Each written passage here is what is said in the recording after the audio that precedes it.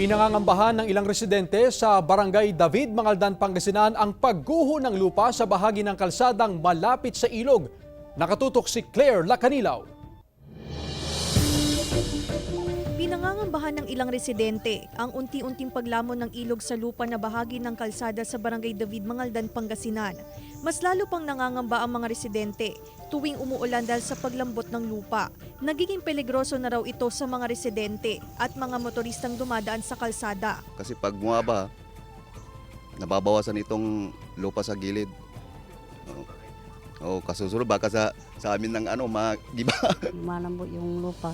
Gusto namin yan yung maayos eh. Dati daanan dyan eh.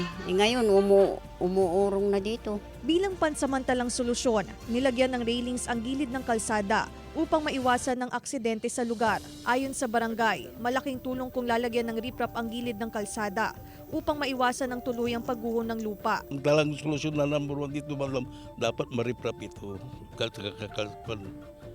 Itong gilid ng kalsada. May portion nga po na sobrang baba kaya pag umulan or naipunan ng tubig yung pinakamababa nun, ma'am, nag-erode po yung lupa.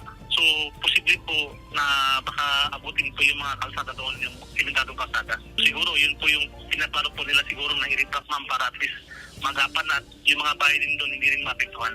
Kasama si Jing Dakanay, Claire Lacanilaw, 1 North Central Luzon.